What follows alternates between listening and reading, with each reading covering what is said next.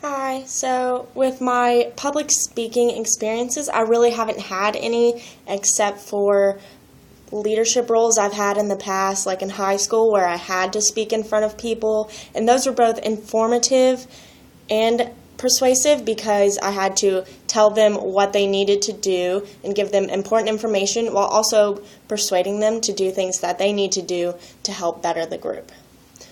And for the most part, I would say that I really wasn't that nervous. Well, I was at first, but I really came around and finally stepped out of my box, out of my comfort zone, and actually wasn't too bad at it for the most part.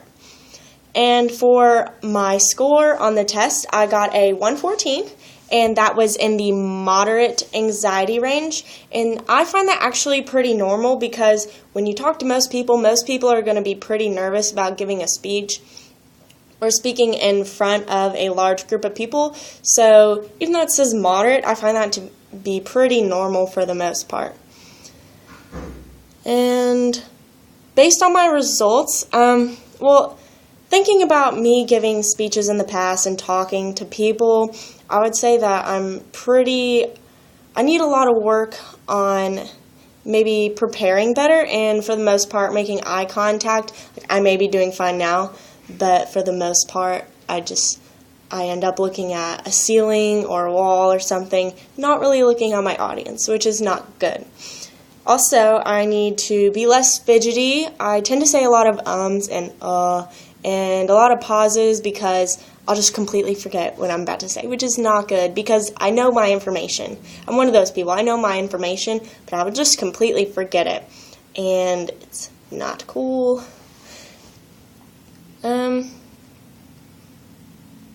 But for the most part, I would say being less fidgety because I tend to move a lot, as you can see. And yeah, that's about it.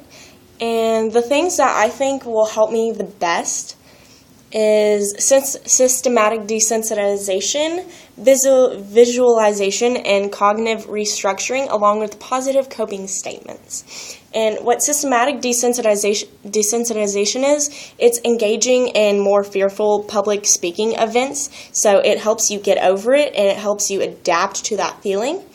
And I'm going to do that by probably raising my hand more in some of my classes so I get used to speaking in front of people, in front of my peers, and in front of my teachers.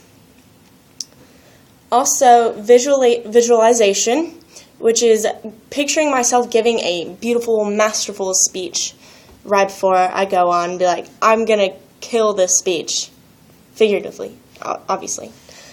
But and just have more self-confidence with that is how I'm going to do that. I'm going to just have more self-confidence, and with what I think I can do, I'm not going to think poorly of myself. And that goes along with my next point, which is cognitive restructuring and positive coping statements. And what cognitive restructuring is replacing negative self-talk with positive self-talk. And what positive coping statements are is basically finding the silver lining of a bad thing, being like, even if I do this, I'm still going to do this. So even though something bad happened, I'm still going to allow something else that's really good to happen. Therefore, it won't be as bad, and I'll still have a positive outcome. And with the cognitive restructuring, I'm just going to go up there, and I'm going to say I can do it. I'm not going to say I'm not going to say I'm going to give a bad speech, and yeah. And that's how I'm going to do it, and I'm going to really work on it, and my speech should be great. Thank you.